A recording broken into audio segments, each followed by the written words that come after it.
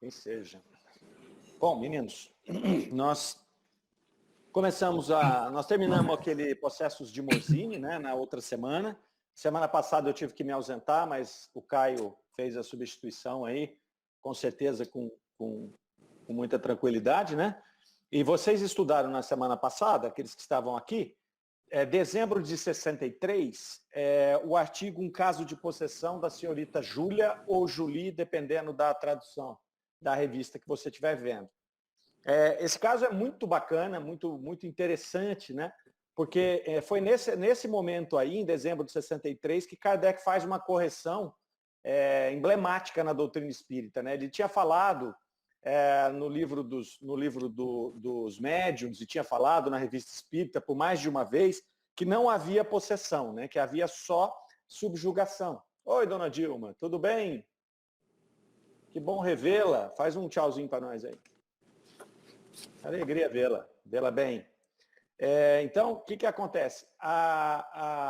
Esse caso aí Kardec acaba se deparando, né, com uma... Oi, Tati, vai chegando.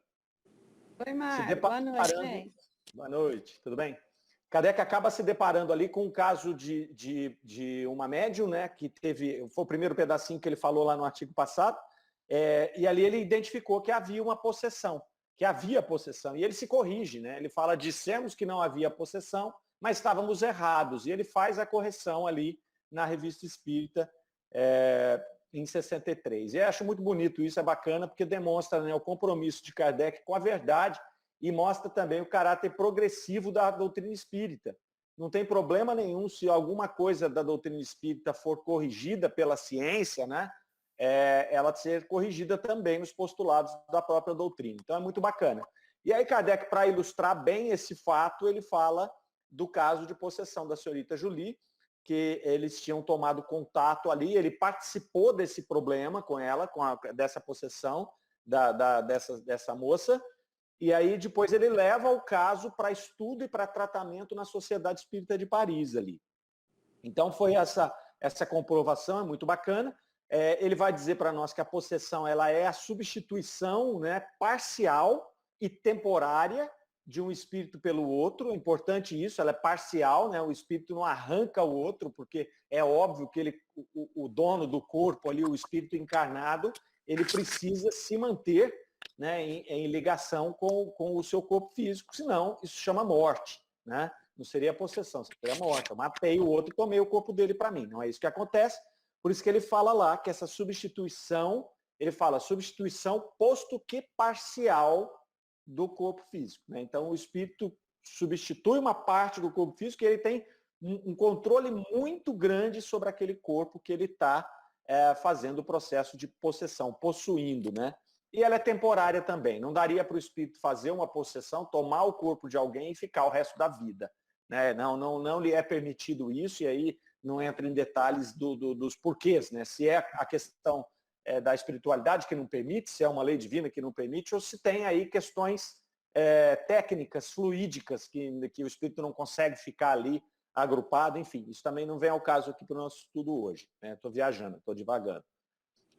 Ele demonstra que essa moça ela entrava em luta com ela mesma, né? Parecia que para quem estava de fora vendo ela lutar com ela mesma, ela se pegava pelo pescoço e ela começava a brigar com a outra entidade que chamava-se Fredegunda. Então, o espírito que tomava posse ali é a Fredegunda, e essa Fredegunda, o artigo vai nos mostrar posteriormente, que ela era uma rainha, ela era uma rainha e ela era muito má enquanto rainha, é um espírito realmente muito atrasado. Essa moça, a Julie, ela foi acolhida por um casal espírita para tratamento, e aí termina mais ou menos assim esse artigo que vocês estudaram ontem. Eu estou fazendo questão de dar uma passadinha por ele para a gente ficar na mesma página, né? E aí nós vamos entrar no artigo de hoje, que é um caso de possessão senhorita Julie ou Júlia, o segundo artigo, quando Kardec vai avançar sobre esse tema, esse caso de possessão que foi estudado ali. Então vamos fazer a leitura. Ô, dona Eunice, a senhora faz para nós?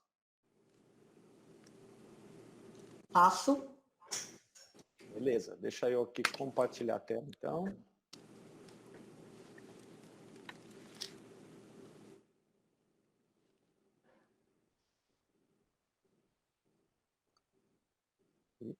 Boa. Vocês estão vendo o artigo aí? Começa desde o comecinho, vai começar. Vai começar agora no início. Exatamente. Né? Exatamente. Esse é o segundo artigo, tá? Pode começar? Pode sim, obrigado. Janeiro de 1864. Um caso de possessão. Senhorita Julie, segundo artigo. No artigo anterior, descrevemos a triste situação dessa moça e as circunstâncias que provavam uma verdadeira possessão. Sentimos-nos felizes ao confirmar o que dissemos a respeito de sua cura, hoje completa. Depois de liberta de seu espírito obsessor, os violentos abalos que ela havia sofrido por mais de 6 meses a haviam levado à grave perturbação da saúde. Agora, ela está inteiramente recuperada, mas não saiu do estado sonambúlico, o que não a impede de ocupar-se de suas atividades habituais. Vamos expor as circunstâncias dessa cura.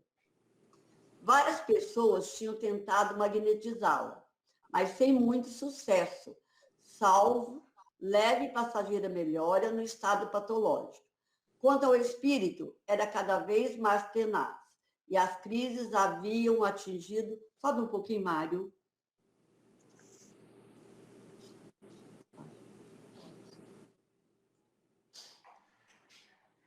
Acho que eu fiz alguma bobagem, peraí. Voltou? Uhum.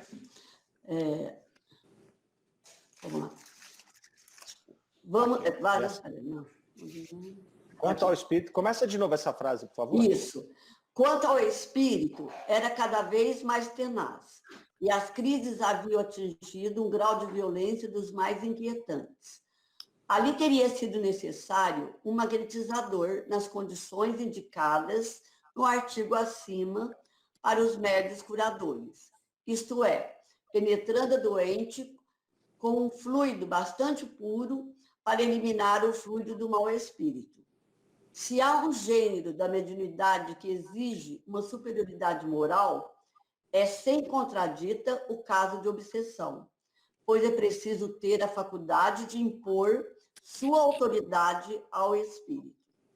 Os casos de possessão, segundo o que é anunciado, devem multiplicar-se com grande energia daqui a algum tempo, para que fique bem demonstrada a impotência dos meus empregados até agora para combatê-los. Até mesmo uma circunstância da qual não podemos ainda falar, mas que tem uma certa analogia com o que se passou ao tempo do Cristo, contribuirá para desenvolver essa espécie de epidemia demoníaca. Não é de duvidar que surgirão médiuns especiais com o poder de expulsar os maus espíritos, como os apóstolos tinham o de expulsar os demônios. Seja por Deus, sempre põe o remédio ao lado do mal, seja para dar aos incrédulos uma nova prova da existência dos espíritos. Tá, só uma paradinha aí. Vamos fazer uns comentários iniciais aqui. Vocês vão intervir, né, gente? Vai perguntando, complementando e questionando aí. Pode discordar também, se quiser. Não vou ficar bravo, não, eu acho. Né, Marlene? Acho que eu não vou ficar bravo. Mentira, brincadeira, pode sim. Bom, ele começa... Oi? Vai para pensar atrás da porta, né? Eu vou desconectar, eu desligo o microfone. Se a pessoa começar a me contestar, eu desligo o microfone e falo, você está com problema no microfone aí. Não dá para te ouvir, semana que vem você fala. Bom, aqui, Kardec vai mostrar para nós aqui que ela estava curada naquele momento, e é interessante que ele começa ali falando, né, que ela teve aquelas crises por 6 meses. Então, aqueles processos violentos ali que ela passava naquela obsessão duraram 6 meses, né? E que ela estava recuperada. Mas ele faz uma observação importante aqui, ó. Ela não saiu do estado sonambúlico, o que não impede de ocupar-se de suas atividades habituais, né? Então, quer dizer, ela continua médium, né? Isso é uma coisa importante para a gente olhar aqui. Ela foi curada do quê? Porque senão a pessoa pode achar que ela foi curada do processo de mediunidade. Naturalmente, ela é uma médium ostensiva, uma médium potente. O que se curou aqui foi o processo obsessivo, não foi o processo mediúnico, é óbvio. Então ela continua sendo sonâmbula, ela continua, se ela quiser trabalhar como médium, ela vai ser um instrumento extremamente eficaz, né, porque ela consegue dar essa, vamos chamar de passividade, essa passividade de maneira tão intensa, né? Então o que foi curado ali foi a obsessão. Ela continua sendo sonambúlica. Kardec faz essas pontuações que passam batidas, a gente vai lendo ali e passa batido, né? Então temos que nos atentar a isso. Aí ele vai começar a descrever como é que foi esse processo aí de cura dela, né? E o que acontecia ali. Uma coisa que ele já coloca ali de cara, né, é que tinham tentado magnetizá-la muito. A gente tem que lembrar que fazia 30 anos que o magnetismo vinha sendo aplicado. O magnetismo animal, mesmeriano, de Mesmer. Kardec, inclusive, era magnetizador. Ele era discípulo de Mesmer. Então, o que acontece? As pessoas vinham lá e tentavam aplicar o magnetismo nela. Só que acontecia o quê? Não funcionava. A gente vai ver depois que piorava o caso dela, né? E aí, o que Kardec coloca aqui? Ele fala de um artigo anterior que é dos médiuns de cura, mas nós não estamos estudando médium de cura, obsessão, então a gente não leu esse artigo. Mas ele vai falar ali que, nesse caso, era necessário um médium de cura, né? Um médium espírita ali. Por quê? Porque era preciso, né? Ele vai falar aqui, ó, um fluido bastante puro para eliminar o fluido mau. E ele faz um apontamento importante também. Ó, se há um gênero de mediunidade que exige uma superioridade moral, essa é contradita nos casos de obsessão. Então, o que ele está dizendo aqui? Num caso de obsessão desse, não basta o magnetismo, não basta o fluido animal, né? Você precisa de ter um fluido muito puro e você precisa de ter esta autoridade moral para você fazer esse processo. É muito diferente de um passe, de uma fluidoterapia. Eu posso ser meia boca, ir lá no Luz e Amor e aplicar passe. E as pessoas podem se sentir bem com o meu passe.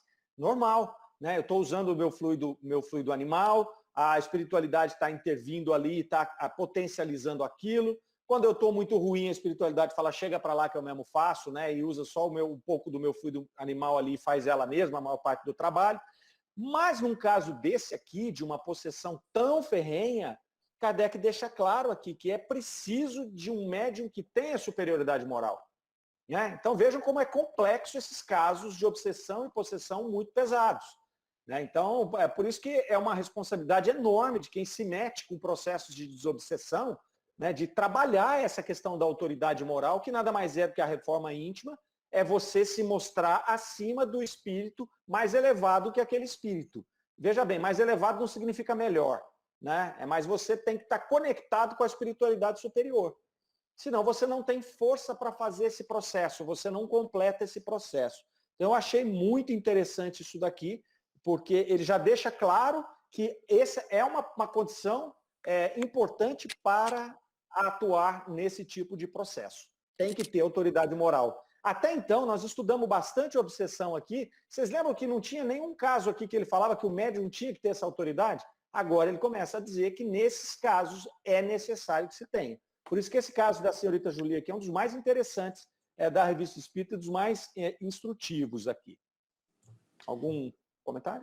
Inclusive, eu não tinha entendido isso quando falava assim. Ela continua no processo sonambúlico. Eu não tinha entendido. Parece, sabe quando assim me caiu a ficha, agora depois você explicando, foi claro. A mediunidade dela continua, né? Ela não mudou a mediunidade que o espírito saiu dela. É verdade. Lucélia, você quer falar alguma coisa? Eu também não havia entendido o fato dela continuar sonambúlica, e agora eu entendi. Mas eu queria entender por que Kardec ele fala sobre essa espécie de epidemia demoníaca e porque ele também falava que os apóstolos tinham de expulsar demônios. Por que ele usa essas expressões? Percebe? Essa expressão é porque não se conhecia a palavra espírito. Né? Então, quando se falava de uma epidemia demoníaca, no passado, quando os apóstolos tinham que expulsar os demônios, é porque eles atribuíam aos espíritos o nome de demônios. Né? Até porque eles não acreditavam que outros seres pudessem se comunicar, só os demônios. Eles não acreditavam em espíritos. Então é por isso. E Kardec usa essa expressão epidemia demoníaca, que ele vem puxando ela lá dos processos de Morzine, que nós estudamos aqui por várias reuniões, e onde todo mundo chamava de um processo demoníaco, né? De uma epidemia demoníaca. Mas é mais uma força de linguagem dele aqui do que uma palavra a ser usada, tá? Ele está usando essa epidemia demoníaca para não falar uma epidemia espiritual, uma epidemia obsessiva, uma epidemia de obsessão de espíritos, tá? Certo, ele está fazendo ligação com o que nós já havíamos estudado. Entendi, perfeito, é isso mesmo, entendi. Obrigada, Mário. Nada. Mais alguém? Senão, seguinte. Acho que o Sérgio quer falar, Mário. É O Sérgio. Sérgio abriu o microfone. Sem perguntas. Então tá. Tá joia. Vamos lá. Deixa eu ver. Aqui. Pode continuar? Pode? Pode. A senhorita Júlia, como em todos os casos análogos, o magnetismo simples, por mais enérgico que fosse, era assim suficiente. Era preciso agir simultaneamente sobre o espírito obsessor para dominá-lo e sobre o moral da doente, perturbado por todos esses abalos. O mal físico era apenas consecutivo, era um efeito e não a causa. Assim havia que tratar-se a causa antes do efeito. Destruído o mal moral, o mal físico deveria desaparecer por si mesmo. Mas, para isso, é preciso identificar-se com a causa, estudar com o maior cuidado e em todas as suas nuances o curso das ideias para lhe imprimir tal ou qual direção mais favorável, porque os sintomas variam conforme o grau de inteligência do paciente, o caráter do espírito e os motivos da obsessão, motivos cuja origem remonta quase sempre a existências anteriores.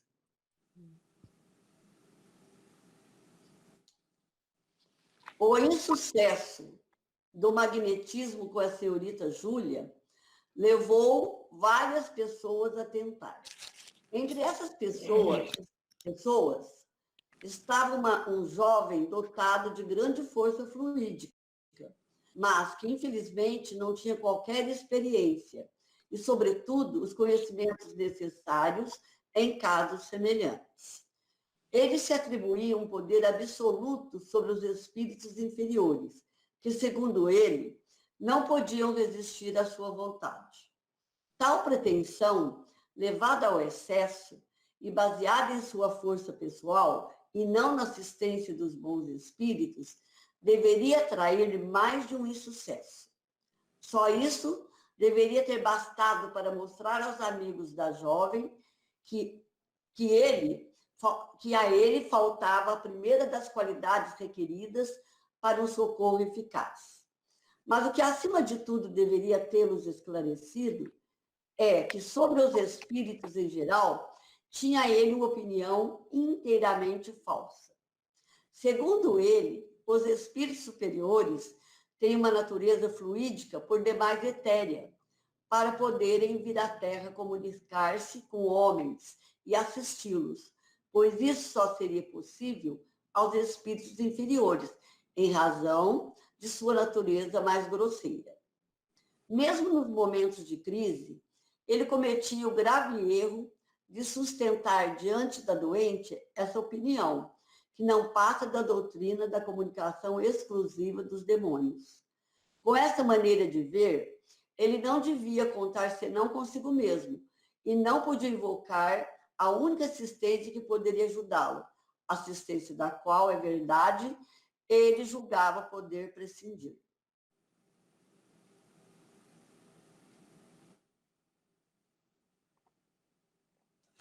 A consequência mais prejudicial era para a doente, que ele desencorajava, tirando-lhe a esperança da assistência dos bons espíritos. No estado de enfraquecimento em que estava o seu cérebro, tal crença que dava todo o poder ao espírito obsessor poderia tornar-se fatal para sua razão, podendo mesmo matá-la. Assim ela repetia sem cessar nos momentos de crise: louca, louca, ele mesmo me deixará louca, completamente louca. Eu ainda não estou, mas ficarei.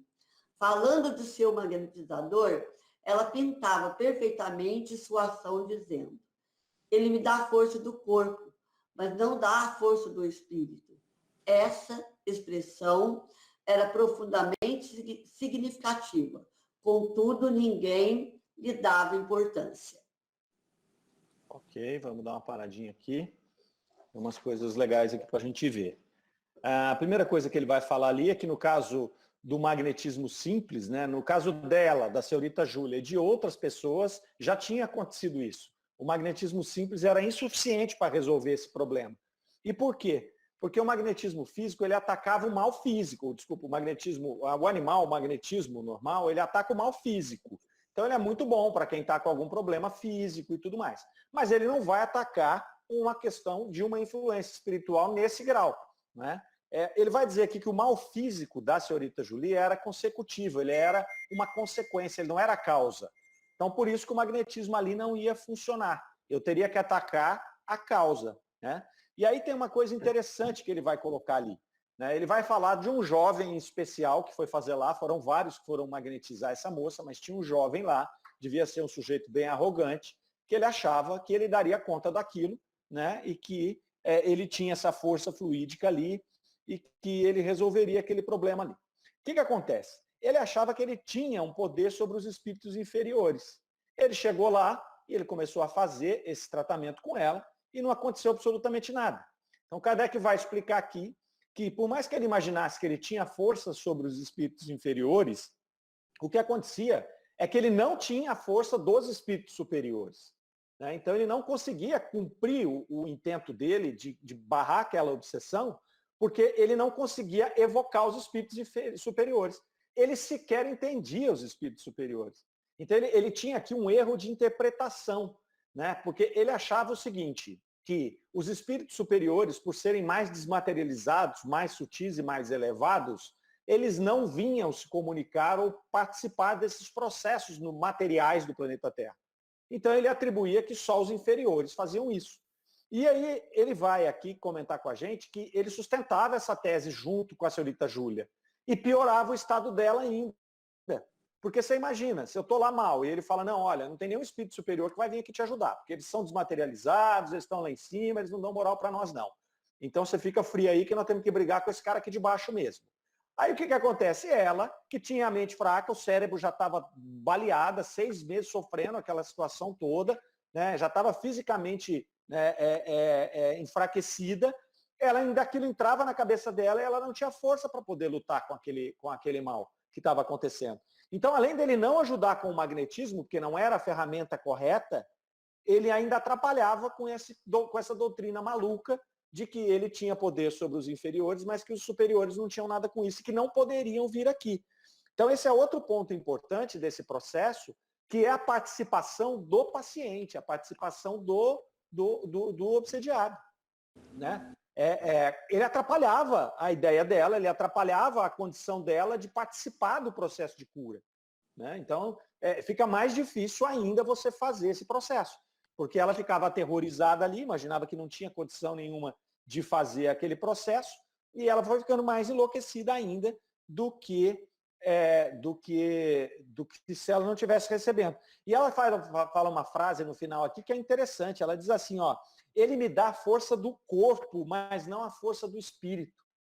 Então, olha que legal, ela sentia o magnetismo, ela sentia melhor no corpo físico, isso é muito bacana, porque senão a gente vai falar, o magnetismo não funciona, não é isso que Kardec está dizendo. Kardec está dizendo aqui que neste caso, dessa obsessão, nesse grau, o magnetismo não é suficiente. A causa do mal físico está longe de ser física. E ela fala essa frase aqui, ele me dá força do corpo, mas não me dá força do espírito. Então ela recebe o magnetismo, ela deve se sentir bem com o magnetismo, mas o problema é que a questão moral, a questão obsessiva, a questão da influência espiritual, ela é mais forte ainda. E aí ela se vê em maus lençóis ali com ele. E aqui, né, até para colocar ali, para complementar aquela questão da Lucélia, veja aqui que legal, o Kardec fala, ó, quando ele fala daquela situação lá da natureza mais grosseira do espírito inferior, ele se comunicar e o superior não se comunicar, Kardec fala aqui, ó, isso não passa da doutrina da comunicação exclusiva dos demônios. Tá? Então, Kardec está pontuando aqui, esse conceito de você imaginar que só os inferiores se comunicam, nada mais é do que a doutrina da comunicação exclusiva dos demônios, a doutrina que carregou, né, as pessoas carregaram ao longo do tempo. E até hoje, né, normalmente, se você vai com católicos, ou se você vai com evangélicos, eles fazem aquelas reuniões, o evangélico tem as reuniões lá deles que chama de... Alguém me lembra aí? Como é que chama aquele negócio que eles fazem a expulsão dos demônios lá? Tem outro nome, Marleninha. Não é o exorcismo que os evangélicos chamam. Como é que eles chamam? Ah, não, então não sei. Tem um nome, às vezes alguém vai lembrar aí. É que são reuniões que fazem isso mesmo, né? Que expulsam esses, mas eles estão expulsando o quê? Expulsando demônios. Eles não entendem espíritos como seres desencarnados que estão se comunicando ali. Eles não entendem assim. Nenhum deles. Isso vai frontalmente contra os dogmas, tanto da doutrina católica quanto dos evangélicos. Né? Aqui não tem crítica nenhuma a nenhuma das duas religiões. É só uma questão de constatação de que o corpo doutrinário e dogmático dessas duas religiões não admitem a possibilidade da sobrevivência da alma como a gente imagina. E muito menos, então, por consequência da comunicação desses espíritos. Então, quem está se comunicando ali, se eles acreditam que tem alguém interferindo, olha que legal, eles sabem que tem uma interferência, mas eles não admitem, por questão doutrinária e dogmática, que essa interferência seja de um espírito, de um ser humano desencarnado. Então sobra quem nessa parada? O demônio, né? Mete a culpa no demônio. E nos casos, principalmente da religião católica, aí os evangélicos eu não sei, não vou opinar, mas do católico eu sei, eles fazem o quê quando eles têm uma comunicação positiva? Eles falam que a pessoa está com o Espírito Santo, não é isso? Também, então, ou é o demônio ou é o Espírito Santo, que eu não sei a definição muito certa do que seria o Espírito Santo, né? Não sei se seria na cabeça deles uma legião de anjos, eu não faço ideia do que é isso, não vou me aventurar nesse negócio não. Mas essa é a questão. Então Kardec vai mostrar aqui que isso não passa dessa doutrina da comunicação exclusiva dos demônios. Kardec já tinha derrubado isso aqui, a gente está em 64. Fazia quase 10 anos que Kardec estava falando na doutrina espírita. Fazia mais de 10 que Kardec estava estudando a doutrina espírita. Então ele não está em momento nenhum corroborando e nem pontuando isso aqui. Ele fez aquele preâmbulo lá para acabar de sacramentar. Tá certo? Tudo bem? Ô, Mário, e aí a gente percebe... Pois não. Aí a gente percebe o problema do orgulho, né? Nesse pedaço, porque o médium lá ele tinha até potencialidade, o médium não jovem, de ser um bom médium, porque ele tinha um poder de magnetizador normal, bom, mas ele se achava tão bom, ele era tão orgulhoso, que ele não tinha acesso à espiritualidade maior, né? Aí que os médios têm que tomar muito cuidado com isso, com a vaidade, com o orgulho, né? Exatamente. E com conhecimento, né? Que, na verdade, ele tinha conhecimento, mas ele tinha conhecimento de uma outra ciência, de uma outra doutrina, que é o magnetismo, né? Ele não deu o passo para usar. Já pensou se ele usasse, né? Que é o que você está falando, né, Eunice? Se ele usasse os conhecimentos e o potencial de magnetizador que ele tinha, somado com os conhecimentos do espiritismo, né? Ele teria tido um potencial enorme, né? Assim como a moça aqui, a Júlia, né? Se ela aderisse à doutrina espírita, estudasse a doutrina espírita e colocasse essa mediunidade dela a trabalho pela doutrina espírita, ela seria uma médium potentíssima, né? Kardec não menciona mais ela, então provavelmente ela foi cuidar da vida e não foi se meter com o espiritismo, né? E também não comenta mais sobre esse rapaz aqui. Então talvez ele também tenha continuado sendo um magnetizador, né? E com uma taxa de sucesso boa para casos em que o magnetismo funcionava, né? Que a gente, daqui a pouco vou citar um exemplo aqui, né? E o magnetismo funciona até hoje, né? E com uma taxa de sucesso muito interessante. Mas não vai funcionar para casos de obsessão desse tipo aqui. Kardec já deixou claro. Precisa de mais do que isso. Beleza? Se tiver mais alguém, a gente vai. Se alguém quiser, só abre o microfone que a gente para, tá? Vamos lá.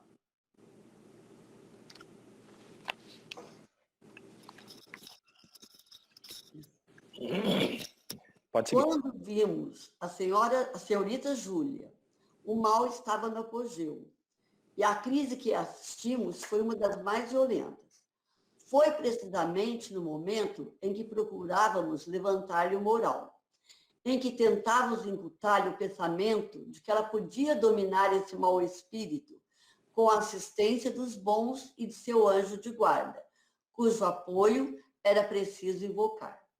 Foi nesse momento, dizíamos que o jovem magnetizador que estava presente por uma circunstância, sem dúvida, providencial, veio sem qualquer provocação afirmar e desenvolver sua teoria, destruindo por um lado o que fazíamos por outro. Tivemos que lhe expor com energia que ele praticava uma ação má e que assumia a terrível responsabilidade da razão e da vida dessa moça infeliz. Um fato dos mais singulares, que todos tinham observado, mas ninguém lhe deduzira as consequências, se produzia na magnetização. Quando era feita durante a luta com o mau espírito, ele sozinho absorvia todo o fluido que lhe dava mais força, enquanto a doente enfraquecia e sucumbia aos seus ataques. Deve-se levar em conta que ela estava sempre em estado de sonambulismo. Consequentemente, ela viu o que se passava e foi ela mesma que deu essa explicação. Eles não viram nesse fato senão uma malícia do espírito e contentaram-se em abster-se de magnetizar esses momentos e ficar assistindo à festa.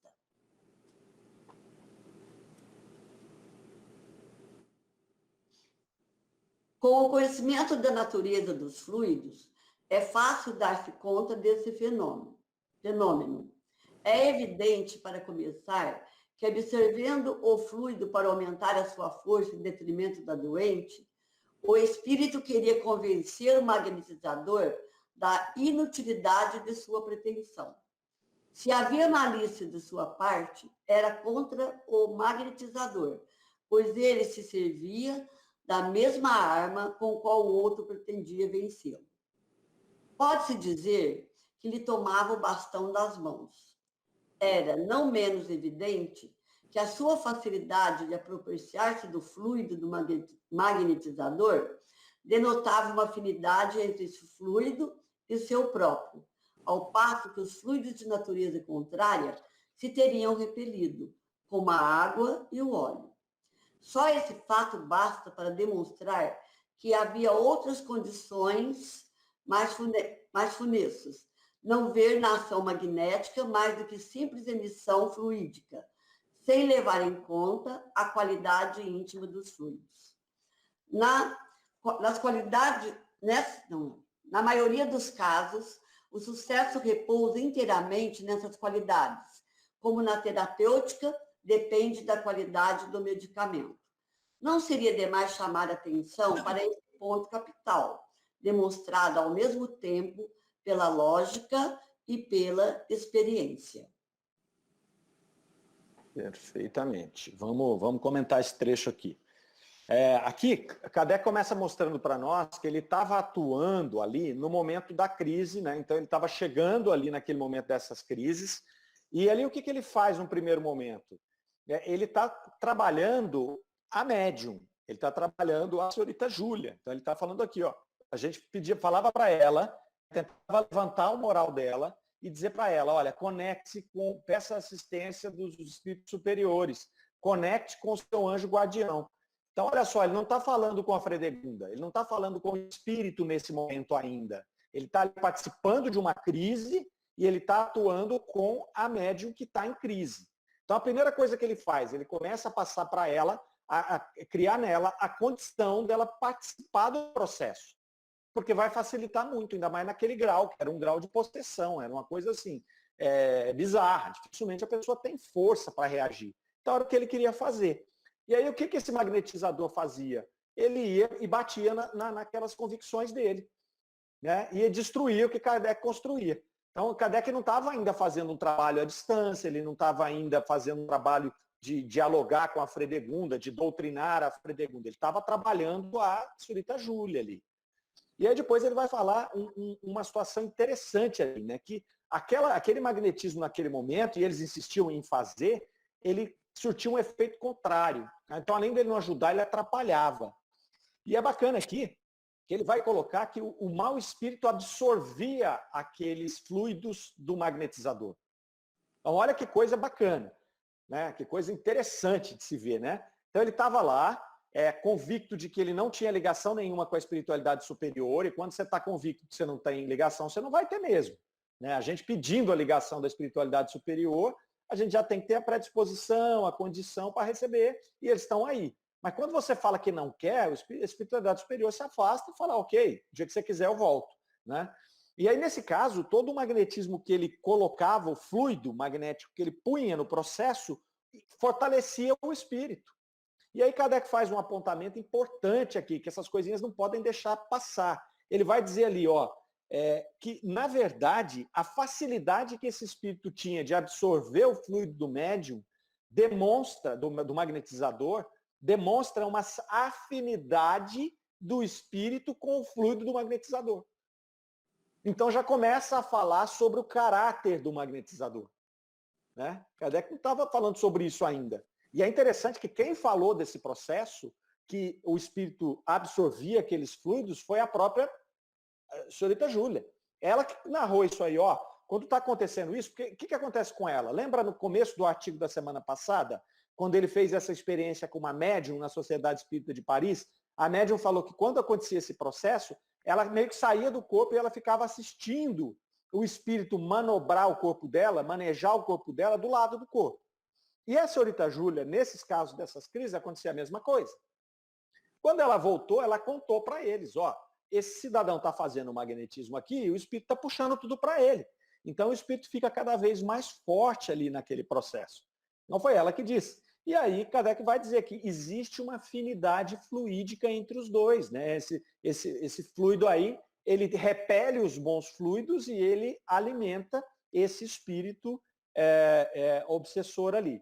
Isso é uma coisa interessante, porque antes da gente ficar preso em casa, socado em casa, acho que foi até em abril do ano passado, eu não sei se foi no mês de Kardec, não. Foi numa semana Chico Xavier que teve, que quem promoveu foi o pessoal lá do Dona Leonor, e veio aqui o Jacomelo. Eu não sei se vocês estavam na palestra do Jacomelo na sexta-feira. Ele fez uma palestra sobre depressão. O magnetismo aplicado nos processos de depressão. E o Jacomelo, ele é espírita, mas ele, nesse trabalho dele, ele é um magnetizador, ele segue as técnicas de Mesmer, né, o magnetismo mesmo. E ele contou que ele passou por um processo de depressão profunda e ele teve, naturalmente, como ele é magnetizador, ele tem uma turma grande de magnetizadores que trabalham com ele, e ele contou que quando ele ia receber ou um passe, ou principalmente sessões de magnetismo, ele piorava ao invés de melhorar. E aí depois ele passou por esse processo de depressão, ele até entende que esse processo foi uma forma de conduzi-lo a um tipo de tratamento para essa depressão, né? Tanto que ele montou depois uma linha que chama SOS Depressão, que atua magnetismo com depressão. Mas onde é que eu quero chegar? Ele passava mal, cada vez que magnetizavam ele se sentia pior do que antes de se magnetizar, da depressão. E ele começou a ver que muitas pessoas reclamavam disso. Aí ele fez o quê? Eu vou para cima estudar e saber o que está de errado. E aí, os magnetizadores, eles têm a questão dos chakras, né? Mais do que passistas espíritas têm. Eles trabalham muito com essa situação de campos energéticos. E aí ele explica que, na verdade, a situação da depressão tem muito a ver com o campo que está localizado perto do estômago, esqueci o nome dele agora, mas que ele tem, naturalmente, a entrada e a saída dele pelas costas, e que esse processo... O chakra gástrico. Isso, que a depressão está ligada lá no chakra gástrico e que o problema maior se encontra numa obstrução do chakra gástrico na parte da saída dele, ou seja, na parte das costas. Ele entra pela frente e sai pelas costas. Se eu falar alguma bobagem aqui, vocês me perdoem que eu não sou magnetizador, estou lembrando da palestra só. Mas aí o que acontece? Ele descobriu que ele tinha que fazer um trabalho, antes de começar a aplicar o passe ou o magnetismo na pessoa. Naturalmente a gente faz isso pelo chakra frontal, ou pelo, acho que é esplênico, esse aqui, parece que chama. Coronário, Márcio. É coronário, é esse mesmo. Tem um que chama esplênico, Marlene? Tem um esplênico. O esplênico é embaixo dos 6, mais ou menos. Ah, então tá, é no coronário. Ainda bem que a Marlene está aqui, senão vocês iam falar que eu falei trem errado. No chakra coronário, normalmente você faz aqui, mas como está entupido esse outro chakra, né, o gástrico, ele faz o quê? Ele sobrecarrega a pessoa e piora o estado dela. Né? Eu estou dando esse exemplo porque ele casa com o que a gente está estudando aqui. O que ele faz? Ele então começa o tratamento desobstruindo esse chakra. Então ele faz um trabalho de dispersão energética, que é uma técnica do magnetismo, que desobstrui esse chakra que está obstruído, e depois ele faz o magnetismo normal, porque aí flui, tá certo? Então é o que ele fala aqui. Voltando para o nosso exemplo, acontece a mesma coisa. Ele está magnetizando uma pessoa sem o auxílio da espiritualidade superior, desconectando a médium ali, a obsediada, desse contato, desse auxílio, e ele faz o quê? Ele sobrecarrega ela com fluidos, inclusive mais aderentes ao espírito obsessor do que a espiritualidade superior. Então, você junta essas peças, você vê o estrago que era aquilo.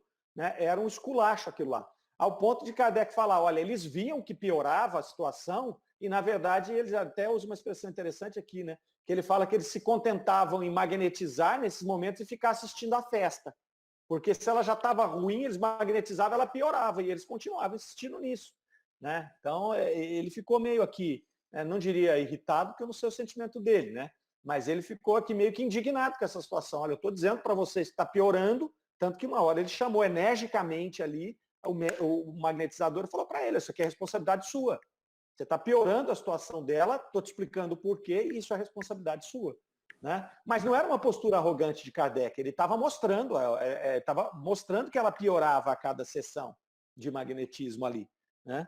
Então é interessante aqui, e serve também para nós, já que a gente está falando em obsessão, para a gente tomar muito cuidado, né, sobretudo os passistas, né, os que vão trabalhar com fluidoterapia, né, para que nesses momentos a gente tem que redobrar, né, o cuidado no dia do passe, no momento do passe, porque senão você vai atrapalhar. Eu me lembro, Marinha falou isso no Coen a vida inteira. Eu fiz uns 4 ou 5, eu escutei isso muitas vezes. Né? O dia que você está mal, o dia que você, né, teve um dia muito ruim, você não está bem, não aplique o passe. Né? Fica de boa ali, tome o passe, não aplique. Né? Aqui a gente tem uma explicação didática e, na verdade, um exemplo prático do que pode acontecer. Né? Se a gente estiver descompensando... Pedir licença só um pouquinho. Pois não, é interessante que todos nós estamos mergulhados nesse fluido. E o que qualifica ou desqualifica os fluidos são os nossos pensamentos e sentimentos. O que acontecia? O magnetizador, ele tinha, vamos dizer, a potência magnética, mas ele desqualificava, né, os fluidos. Com seu pensamento, com seu sentimento, ele era uma criatura arrogante. Aí, enchia a bola, era do espírito obsessor, né? Então, aí é que está, né? Interessante isso aí, hein, gente? Muito interessante. É muito, muito bacana, porque é um exemplo prático, né, Marlene, do que muito se bate no Coen, né? Nessa questão da necessidade de formar esse ambiente fluídico positivo, né? E é claro que a gente, dentro de uma casa espírita, aplicando um passe, ou mesmo se você vai aplicar um passe na sua casa, você faz uma prece antes, você cria esse ambiente que a Marlene falou aí, que favorece, né, a aproximação e a atuação da espiritualidade superior, né, que, via de regra, atua até melhor do que a gente, com muito mais potência, com muito mais assertividade, né, até pela clareza que tem de lá. Então é super importante. Numa casa espírita, isso aí é meio que, óbvio que na maioria delas, a gente já tem esse ambiente fluídico muito mais qualificado, né? Então, é por isso até que se recomenda reuniões mediúnicas. É recomendável que seja feita apenas na casa espírita hoje. Ah, mas Kardec fazia em casa. Eu ouço muito isso. Assim, na época de Kardec não tinha centro espírita, gente. Ele ia recomendar que se fizesse no centro, se não tinha centro. Entendeu? Agora, ele sabia, né? Hoje a gente sabe dessas nuances todas, né? Estudando o próprio Kardec, desse ambiente fluídico, das questões de que você tem que ter o apoio da espiritualidade. Muitas vezes na sua casa, às vezes o ambiente não está preparado para aquilo e às vezes a gente não tem a potência de prepará-lo. Pega um espírito desse aqui, pode gerar algum problema, alguma confusão. Né? Então é por isso que hoje as pessoas falam, Kardec evocava, sugeria que as pessoas evocassem em casa. Ora, hoje nós temos a casa espírita que está muito mais preparada. É por isso que a gente não sugere isso hoje. Faça reuniões de evocação na sua casa. Isso pode dar uma série de problemas. Né? Então, acho que esse é um dos pontos interessantes aqui. Ok? Alguma coisa aí? Dá para seguir mais um pouquinho? Então vamos que agora a chapa vai esquentando aqui no nosso estudo. No caos. Vamos lá. Para combater a influência da doutrina do magnetizador, já havia influenciado as ideias da doente, dissemos a ela: minha filha, tenha confiança em Deus. Olhe em sua volta. Você não vê bons espíritos? É verdade, disse ela. Vejo espíritos luminosos que fecundo, Fredegunda. É o espírito. Não ousa encarar. Então, são eles que a protegem e não permitirão que o mau espírito vença. Implore a sua assistência. Ore com fervor. Ore, sobretudo, por Fredegunda, nossa Fredegunda. Por ela jamais poderei. Cuidado. Veja que a essas palavras os bons espíritos se afastam. Se você quer a sua proteção, é preciso merecê-la, por seus bons sentimentos, esforçando-se, sobretudo, para ser melhor que a sua inimiga. Como você quer que eles a protejam, se não for melhor que... Opa, desculpa, viajei. Peraí.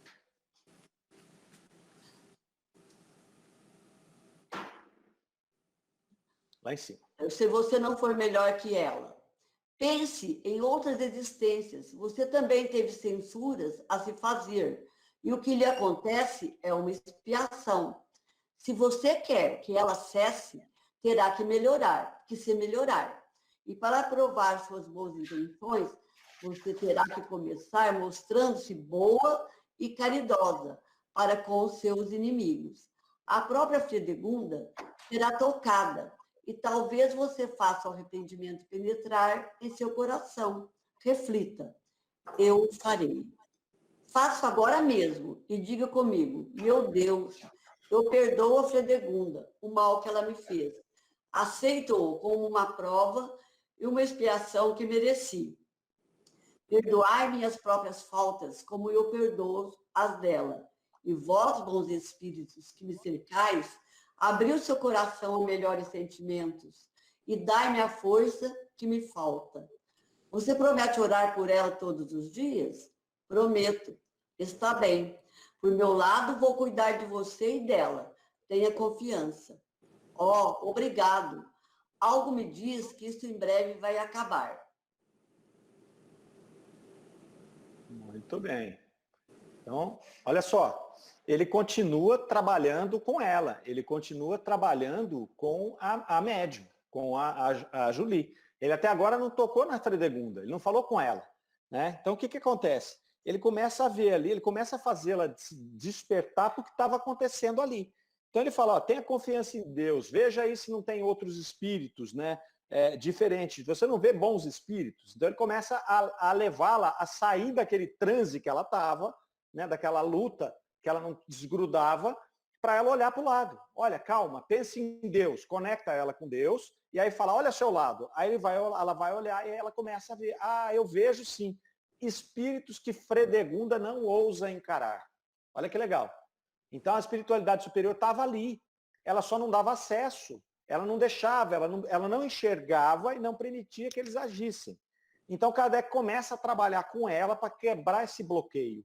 Então diz para ela, pense em Deus, começa quebrando o bloqueio aí, conecta com Deus. Né? Ela se conecta com Deus, ela começa a ver os espíritos. E aí ela percebe que a Fredegunda não encarava esses espíritos, ela não conseguia. E por que ela não conseguia? Por conta da autoridade moral. Autoridade moral irresistível.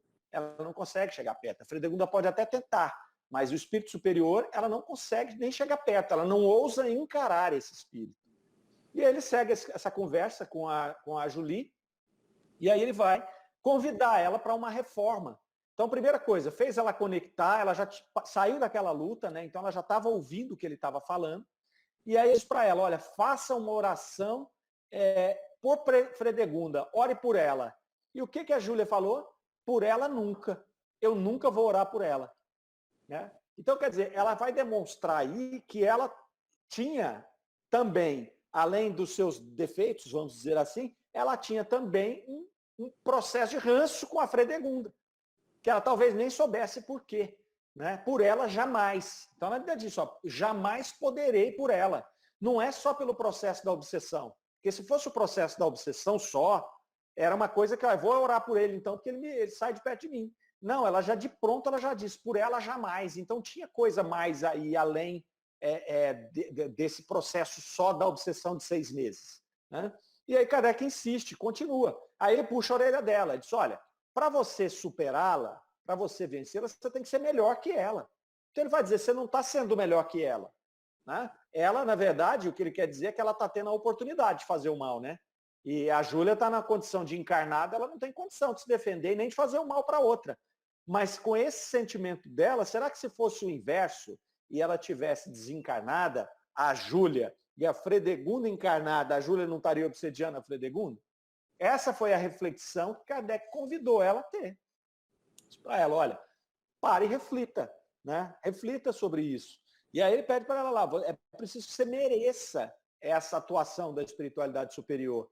E se você não mudar o seu sentimento, o seu pensamento, você não vai merecer isso e muito menos vai conseguir ter essa autoridade moral, essa superioridade que vai fazer com que ela pudesse combater esse espírito obsessor que é a Fredegunda. E aí ele ainda diz para ela, olha, observe que você tem censuras a fazer sobre o seu passado. Isso é importante, não é? Porque qualquer um de nós tem censuras a fazer sobre o nosso passado. Às vezes a gente tem censura a fazer sobre o nosso presente. Né? Agora, imagina sobre o passado. 1, 2, 10 encarnações, 500 encarnações, sei lá quantas. Se nós formos olhar e nós imaginarmos que hoje nós somos o melhor de nós mesmos, né? Nós estamos no ponto mais alto da evolução do nosso espírito, uma vez que a gente não retrograda, então quer dizer que hoje nós somos a nossa melhor versão. Né? Então nós estamos no ponto mais alto da nossa evolução. Então se você olhar para trás, é só para baixo. Eu não vou conseguir olhar para trás e achar que eu fui um São Francisco de Assis na encarnação passada. Não dá. Né? Um dia um amigo chegou para mim e falou assim, nossa, Mário, você está lá no Allan Kardec, será que você é a reencarnação do Sr. José Marques Garcia? Eu falei, se eu fosse a reencarnação dele, a gente ia provar a retrogradação da alma. Não é possível que eu seja, entendeu? É impossível. Pelo simples fato de que ele está há 100, 200, 300 anos na minha frente, espiritualmente. Então não é possível, né, que eu seja. Se eu olhar para trás, eu só vou ver coisas piores do que eu sou hoje. Eu lá atrás com sentimentos inferiores. E é isso que Kardec faz com ela aqui. Olha a sutileza de Kardec, né? Olha, você tem coisas a censurar no seu passado. Olhe para o seu passado. E aí ela olha e ela vê, ela fala, putz, né, eu tenho esse sentimento, eu tenho aquele. Aí eu preciso fazer uma regressão? Não, você não precisa fazer uma regressão. Basta você olhar para suas más inclinações. Né? Se a gente parar e olhar todo dia, nossa, como eu fui hoje? Que tipo de pensamento eu tive? Que tipo de reação eu tive? Né? Que tipo de intenção eu tive? A gente vai encontrar aí as nossas más inclinações. Nós vamos encontrar um monte de boas, mas vamos encontrar as más. E aí não precisa fazer uma regressão. A gente vai lá, nossa, eu vou fazer uma regressão para quê? O que você ganha com isso? Né? A não ser que você tenha um trauma e isso seja algo muito específico, né? Aquela pessoa que tem um trauma de uma claustrofobia monstruosa, impossível dela conviver com aquilo, fazer uma regressão talvez vá levá-la a uma morte por soterramento, né? Uma morte por asfixia. E aí, a partir dessa catarse ali, né? desse voltar àquele sentimento, ela vai se melhorar. No caso de pessoas comuns que não têm esses traumas muito severos, voltar a fazer uma regressão só nos dará prejuízo, porque só vai nos colocar frente a frente com com nós mesmos no momento em que a gente não gostaria de ver, né?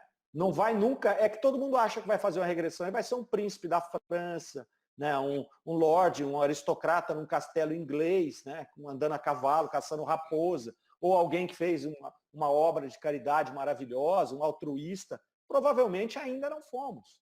Nós estamos trabalhando para ser, né? Mas provavelmente no nosso estágio nós ainda não fomos. Só de enxergar isso é uma evolução tremenda. Mas é isso que Kardec faz com que ela reflita. E ela vai falar, você tem que ser boa, caridosa, a começar pelos seus inimigos. Ele começa aqui a fazer esse movimento com ela, com a Júlia. E aí, olha que legal, no finzinho desse trecho. Ele fala para ela fazer uma prece com ele dita a prece e ela repete, ele fala, repita comigo, porque ela não estava em condição de formular uma prece, então ele indica para ela como ela tinha que fazer, ela faz, e ele pede para ela prometer que ela ia orar por ela todos os dias, para Fredegunda, ela promete, e aí provavelmente já com o coração um pouco modificado, impactado pelo menos, se não modificado, impactado por aquele processo. E aí o que ela fala? A última frase desse trecho que nós vimos. Kardec está dizendo assim, ó, está bem, por meu lado, vou cuidar de você e dela, tenha confiança. Até então Kardec não tinha cuidado dela, Kardec não tinha olhado para Fredegunda. Então ele fala para ela, por meu lado, vou cuidar de você e dela, tenha confiança. Aí ela diz, obrigado, algo me diz que em breve isso vai acabar. Então, só esse processo dela se conectar com Deus, dela abrir e entender a espiritualidade superior, dela repetir aquela prece, e provavelmente no momento em que ela repetiu aquela prece, ela se sentiu extremamente bem, ela deve ter visto uma luz enorme, uma paz naquele curto momento, ela já teve a sensação de que vai acabar. Ela achou o seguinte, eu tenho uma saída. Então, vamos voltar um pouquinho no artigo, você vê o seguinte, no começo, o magnetizador, com aquela doutrina errada dele, ele puxava ela para baixo, ele desencorajava, ele enfraquecia espiritualmente. Com esse trabalho de Kardec, ele deu essa elevação moral a ela. Ele deu essa condição dela mesma buscar o seu processo de cura. Né? Falei pra caramba, velho. Agora vocês falam um pouco aí. Não, falou coisa importante. Ô, Mário, e eu estava pensando também agora, Kardec é uma coisa mesmo, é um bom senso mesmo, né? E a gente pensar assim, orar pelos inimigos, o quanto que é importante, no nosso caso, mesmo os sintomas com possessão, com obsessão, orar pelos inimigos. Porque orando a gente vai amolecer o coração deles e eles, quando se aproximar de nós, não vão vir com vontade de nos prejudicar, já vai ter aquele carinho que a gente está recebendo. Eu tenho um amigo que ele fala para nós, assim, todo estudo, a gente estuda o livro dos médios com ele já faz uns 7 anos. A gente acaba, volta, e ele fala sempre, gente, não se esqueçam de orar pelos inimigos, todas as noites. Agora, Kardec falando para ela, eu me lembrei, porque é muito importante mesmo, a nossa sintonia, né? Nossa, é maravilhoso, né? Não tem jeito da gente não quebrar, né, Eunice, a animosidade através de uma prece de coração, né? De uma prece. Porque não é uma prece de palavra, né? Não, é o sentimento, né? É o sentimento. A hora que você faz essa prece, automaticamente você se conecta com a espiritualidade superior, você ilumina aquilo tudo. Então, a pessoa de lá é como se ela tivesse tomado um soco no estômago. Né? O obsessor está lá enraivecido. Você faz uma prece para ele, é a mesma coisa que ele tivesse tomado um soco, ele não sabe nem de onde veio aquilo. Né? É um golpe de energia positiva, de fluido, né? Energia não, é fluido. Né? Eu tenho um filho que adora química, física, e fala, pai, não tem nada a ver com energia isso. Eu falo, é verdade, não tem, é um fluido. Né? Eu tenho costume de falar que é energia, mas não é. Mas ele toma esse choque fluídico, que ele não sabe nem de onde veio. Né? E aí você começa a fazer o quê? Se conectar com a espiritualidade superior e se afastar desse espírito. Nossa, é uma coisa. Né? Ainda que ele não melhore, porque faz parte do livre-arbítrio dele, né? E a gente não vai melhorar o outro, mas pelo menos ele é impactado, e se ele não melhorar, ele pelo menos não vai nos alcançar mais. Porque a gente não vai ter força para chegar até nós, né? Perfeitamente. É, muito bonita. A doutrina espírita, eu vou te falar, se a gente souber aproveitar, vamos ser felizes. Mais algum comentário, meninos? Senão nós vamos encerrando aqui. Semana que vem, aí Kardec vai para a Sociedade Espírita de Paris e ele vai fazer o que ele prometeu aqui. Cuidar agora, sim, da Júlia e da Fredegunda. Ele já entendeu o caso, ele já trabalhou a Júlia para que ela pudesse criar os mecanismos para se defender. E aí agora ele volta para a Sociedade Espírita de Paris para poder fazer o trabalho de desobsessão para concluir esse trabalho aqui. Então, a semana que vem a gente volta nessa narrativa aqui, que aí é muito legal o restante dessa história.